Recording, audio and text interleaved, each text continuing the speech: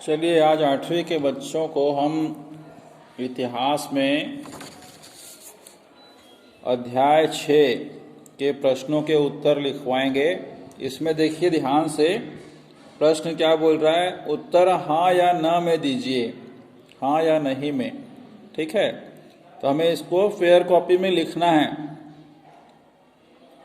देख लीजिएगा राइटिंग कैसी बनी है, लिखावट कैसी है और मात्राएं कैसी हैं। ठीक है, उसी प्रकार से आप फेयर कॉपी में लिखेंगे। पहला दिया हुआ है, हिंदी केसरी के संपादक बाल गंगाधर तिलक थे। पुस्तक में आप ध्यान से पढ़िएगा, हमने आपको बताया है कि हिंदी केसरी के जो संपादक थे वो बाल गंगाधर तिलक नहीं थे, पंडित माधव राव सप्रे थे। तो यहाँ पर उत्तर क्या आएगा इसका? नहीं। हिंदी केसरी के संपादक बाल गंगाधर तिलक थे, उसके बगल में लिखना है नहीं। ठीक है, नहीं थे। ठीक है, राष्ट्रीय एकता की भावना को राष्ट्रवाद कहते हैं, तो इसके लिए उत्तर लिखेंगे हाँ। राष्ट्रीय एकता की भावना को ही राष्ट्रवाद कहते हैं, उत्तर में लिखेंगे हाँ। औद्योगिक क्रांति के कारण अधिकांश मिलें खुली, तो इसमें क्या लिखना है आपको? हाँ। जैसे ही औद्योगिक क्रांति हुई, नए नए उद्योग खुलने का समय आया, तब अधिकांश मिलें खुलने लगी। भारत के पिछड़ेपन के लिए अंग्रेजों की आर्थिक नीति जिम्मेदार है, बिल्कुल हाँ लिखेंगे इसमें। भारत का जो पिछड़ापन था वो अंग्रेजों के द्वारा अपनाई गई आर्थिक नीति की वजह से था, तो इसका उत्तर लिखेंगे हाँ।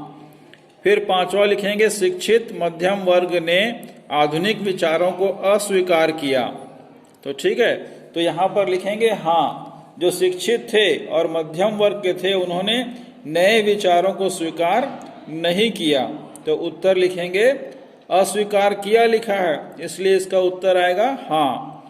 ठीक है, अगला खाली स्थान देखिएगा, मैंने पुस्तक से निकाल कर इसको भर दिया है, आप लोग भी इसको इसी प्रकार से भरेंगे। ठीक है, फिर भी पहले एक बार सुन लीजिए। गांधी जी खाली स्थान में भारत लौटे, तो उत्तर में आपको लिखना है सन 1915 ईस्वी में भारत लौटे। ठीक है, चंपारण किस खाली स्थान के अंचल में है, यह भी पुस्तक में दिया हुआ है, चंपारण वाले पैराग्राफ में है ना, तो उसमें लिखेंगे बिहार, बिहार के अंचल में है। तीसरा, खालिस्तान कंडे सत्याग्रह नहर के विरोध में हुआ, तो नहर के विरोध में कौन सा सत्याग्रह हुआ? वो था कंडेल सत्याग्रह। ठीक है, लगान बंदी के कारण गुजरात के खेड़ा जिले में आंदोलन हुआ, जहां पर अकाल पड़ने के बाद भी सरकार, अंग्रेज सरकार ने लगान वसूलना जारी रखा। इसीलिए भारत के किसानों ने, गुजरात के किसानों ने लगान को बंद करने या समाप्त करने के लिए गुजरात के खेड़ा जिले में आंदोलन किया था। उसके बाद खालिस्तान की दीवारों पर गोलियों के निशान आज भी हैं, तो लिखिएगा जलियांवाला बाग, पूरा लिखना है ना। जलियांवाला बाग की दीवारों पर गोलियों के निशान आज भी देखे जा सकते हैं। अमृतसर कोई घूमने गया होगा या घूमने जाएंगे तो जरूर देखिएगा, जलियांवाला बाग हत्याकांड की बहुत बड़ी एक स्मारक बनी हुई है, वहां पर पूरा गार्डन बना हुआ है शासकीय रूप से, है ना। उसके बाद जोड़ी बनाइए दिया हुआ है, ये जोड़ी भी आप ध्यान से पेपर में, पुस्तक में देखेंगे तो कहीं न कहीं आपको इसका प्रश्न का उत्तर मिल जाएगा। फिर भी हम आपकी सुविधा के लिए बता देते हैं कि 1916 में सर्वदलीय बैठक का आयोजन हुआ था, तो सर्वदलीय बैठक के पीछे में आपको 1 लिखना है। उसके बाद 1911 में दिल्ली राजधानी बनी, उसके पहले भारत की राजधानी कलकत्ता थी। उसके बाद उन्होंने, अंग्रेजों ने क्या किया, 1911 में दिल्ली को नई राजधानी बना दिया। 1907 में सूरत में अधिवेशन हुआ और 1906 में मुस्लिम लीग की स्थापना हुई थी और 1905 में बंगाल का विभाजन हुआ था। बंगाल को 2 भागों में अंग्रेजों ने बांट दिया था। ठीक है, इस प्रकार से आप इसकी सही जोड़ी बनाइएगा। अब अगला प्रश्न देखिए, इन प्रश्नों के उत्तर में केवल नाम लिखना है। ठीक है, उनके नाम लिखना है। तो सबसे पहले बंगाल का विभाजन किसने किया था? इस प्रकार से लिखेंगे, वायसराय, ब्रैकेट में लिखेंगे लॉर्ड, ब्रैकेट बंद, और कर्जन। ठीक है, इस प्रकार से इसका उत्तर आएगा, वायसराय, लॉर्ड कर्जन। उसके अलावा नरम विचारधारा वाले प्रमुख नेता। ठीक है, तो नरम विचारधारा वाले प्रमुख नेता के नाम मैं आपको बता रहा हूं, पुस्तक में कहां पर दिया है।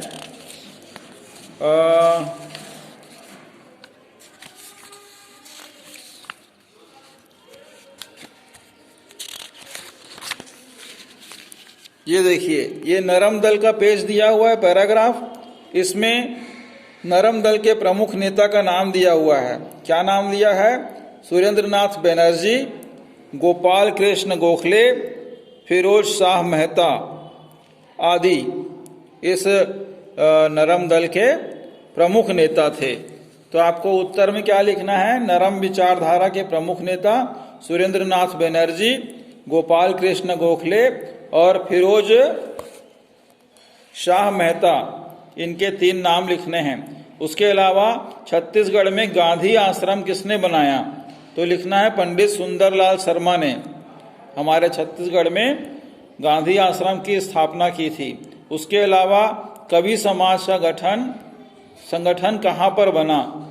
तो इसका भी उत्तर आप पुस्तक में देखेंगे तो मिल जाएगा। वैसे ये कवि समाज का संगठन छत्तीसगढ़ में बना था। और गदर पार्टी के संस्थापक, मतलब गदर पार्टी को किसने बनाया था? तो उसका प्रमुख जो नेता था उसका नाम था लाला हरदयाल। इसका भी पुस्तक में आपको कहीं न कहीं पढ़े होंगे, सुने होंगे, तो इसका उत्तर मिल जाएगा। ठीक है, तो इस प्रकार से इसको आप पूरा फेयर कॉपी में उतारना है, साफ अक्षरों में इसको उतारना है। ठीक है, अब देखिए नीचे लिखा हुआ है, कुछ घटनाएं लिखी गई हैं, आप उससे संबंधित उसकी तिथि आदि को उसके सामने लिखिए। तो उसका उत्तर हम पहला लिखेंगे, अंग्रेजों भारत छोड़ो की हुंकार सुनाई पड़ी। तो ये सबसे पहले पुस्तक में भी दिया है, 8 अगस्त 1942 को अंग्रेजों भारत छोड़ो का नारा एक अधिवेशन में लिया गया। अंततः पाकिस्तान को एक अलग राष्ट्र के रूप में स्वीकार कर लिया गया। तो वह तिथि कौन सी थी? 14 अगस्त 1947 को। ये भी आपके पुस्तक के लास्ट वाली लाइन में दिया हुआ है। अंग्रेजों को किसी भी प्रकार का सहयोग नहीं करना चाहिए, यह संकल्प कब लिया गया? अतः इसे कहा गया असहयोग आंदोलन। तो इसकी तारीख है 1 अगस्त 1900।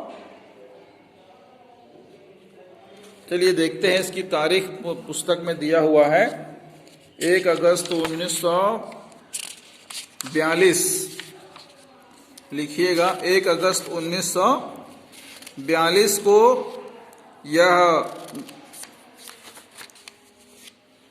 समय था जब उन्हें लिया गया। 1920 दिया हुआ है, देखिए 1920 को 1 अगस्त 1920 को असहयोग आंदोलन शुरू कर दिया था। इसमें किसी भी प्रकार का सहयोग न करने की संकल्प लिया गया था। तो इसका उत्तर क्या आएगा? 1920, 1 अगस्त 1920। अब देखिए दिया हुआ है, एक ऐसी हिंसक घटना हुई जिसके कारण गांधी जी ने आंदोलन को स्थगित कर दिया गया। असहयोग आंदोलन जो चल रहा था उसको गांधी जी ने स्थगित कर दिया था। क्यों? क्योंकि एक तारीख थी 5 फरवरी 1922। ठीक है, 5 फरवरी 1922 को उत्तर प्रदेश के चौरा चौरी में, एक स्थान का नाम है चौरी चौरा में, यहाँ पर बहुत बड़ा हिंसक प्रदर्शन हो गया था। इसलिए गांधी जी ने जो असहयोग आंदोलन था उसको स्थगित कर दिया था। वे चाहते थे कि किसी भी प्रकार का लड़ाई झगड़ा हम न करें, लेकिन लड़ाई झगड़ा होने की वजह से 5 फरवरी 1922 को चौरी चौरा की घटना पर गांधी जी ने अपना आंदोलन स्थगित कर दिया था। उसके अलावा एक प्रश्न दिया हुआ है, समुद्र तट पर पहुंचकर गांधी जी ने नमक कानून भंग किया। तो समुद्र तट पर गांधी जी कब पहुंचे? 6 अप्रैल 1930 को। कब पहुंचे? 6 अप्रैल 1930 को उन्होंने समुद्र के तट पर, दांडी नामक स्थान पर समुद्र के तट पर पहुंचकर स्वयं अपने हाथों से नमक बनाकर अंग्रेजी शासन के द्वारा बनाए गए नमक कानून को तोड़ा या भंग किया। वो तारीख थी 6 अप्रैल 1930। ये भी आपके पुस्तक में कहीं न कहीं दिया हुआ है, ध्यान से देखेंगे, ढूंढेंगे तो मिल जाएगा। ठीक है, तो आज के लिए इतना ही। इन सबको आप फेयर कॉपी में लिख लेंगे भाई, क्योंकि लिखेंगे तो आपके लिखावट में सुधार आएगा। ध्यान से देखिएगा किस प्रकार से पुस्तक में छपा हुआ है, उसी प्रकार से आप लिखने की कोशिश करेंगे। ठीक है, तो आज के लिए इतना ही। स्वस्थ रहेंगे, खुश रहेंगे। अगले दिन इनके प्रश्नों के उत्तर आपको लिखवाए जाएंगे, जिससे आपको फेयर कॉपी में लिखना है। ठीक है, यह पाठ बहुत लंबा है, लेकिन हमारे आने वाली परीक्षा के दिनों के लिए बहुत ही महत्वपूर्ण है। इस पाठ पर विशेष ध्यान आप लोगों को देना है। ठीक है, बहुत बहुत धन्यवाद आपका।